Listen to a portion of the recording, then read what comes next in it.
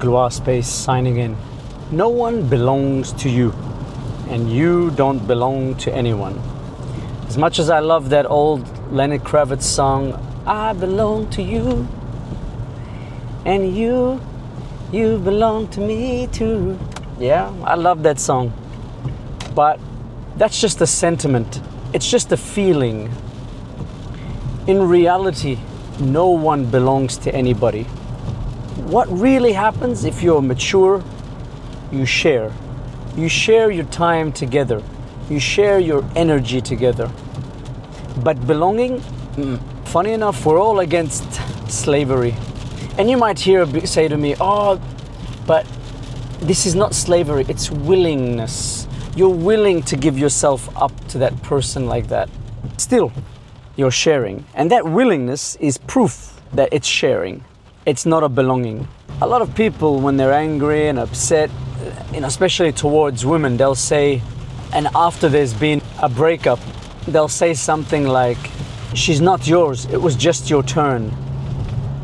And of course here, it's derogative because what they're trying to say is she belongs to everyone. Sometimes it's your turn, sometimes it's not your turn. But even that is not true. It's not that it's your turn. It's your sharing. And everything has a time limit. Everything has a start, middle, and end. A climax somewhere. And you see, at that point, when you can see that no one belongs to you, you only share, you can take that up a notch. It's raining a lot.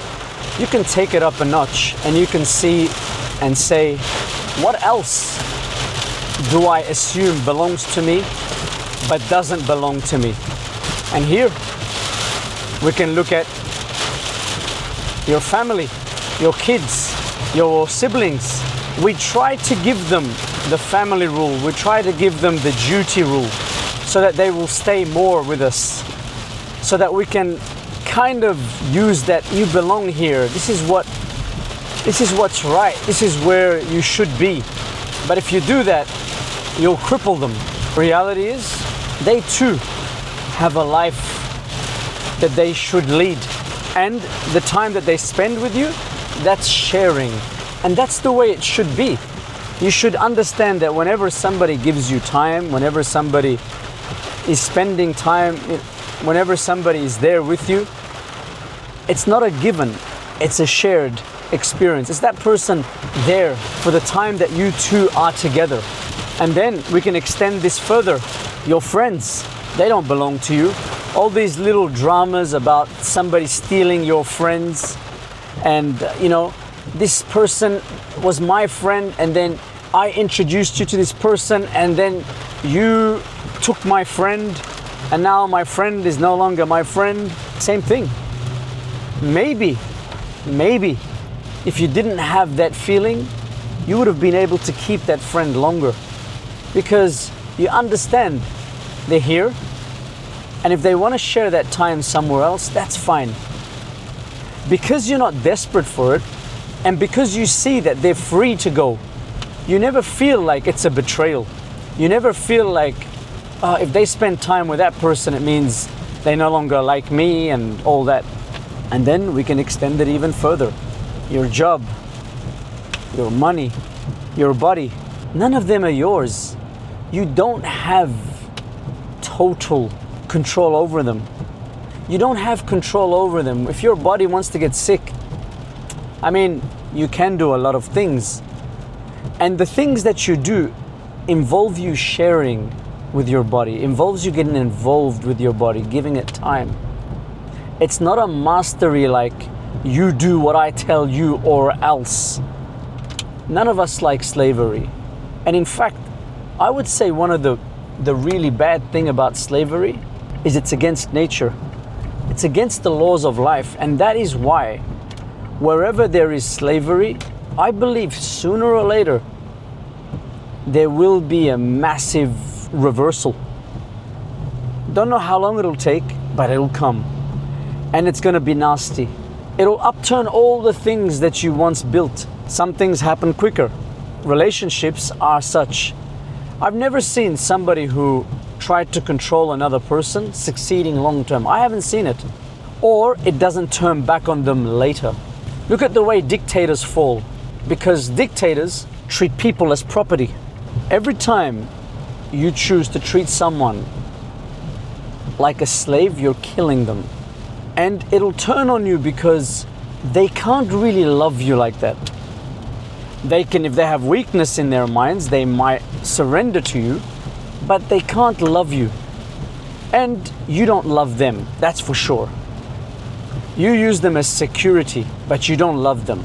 Because if you love someone, you give them wings to fly, because you know you're not permanent. Let's just say you love a woman so much, and in loving her, you give her freedom. Now, I know a lot of people will not share my opinion. They will say, no, if you give her freedom, you're only setting her up to cheat. You're only setting her up because you're not there, you're not holding that masculine frame and all that. But think outside the box. Your masculine frame and all those new jargon that people are throwing around should not be built on insecurity. They should be built on security. If you want the ultimate masculine frame, it is to say to somebody, hey, you want to be with me, you stay with me. You don't want to be with me, see you later. That is the ultimate in the frame. Think about it. If you like them, you give them independence, because what if something was to happen to you? What if you leave this world and you leave them hopeless, helpless? Rather, you give them the maximum that will strengthen them. This idea of make them need you, that's what a lot of people who, when people say belonging, they put the people that they love or they claim they love in situations where they need them. They can't function alone. And do you call that love? Do you call that empowering? Do you call that strengthening? When you say love gives me strength, gives me power, is that what it is? I don't feel so. So those people who say, oh, she was never yours, it was just your turn, and then apply that to all of the philosophies, not just to that one thing. Your kids, once they grow old, they need to have their friends, they rebel against you. What are you going to do? Just seal them off from the world?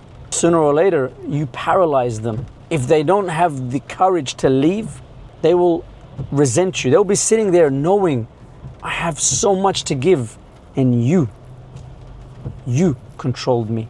You made me one of your belongings. So what to do? When treating people, have that consciously.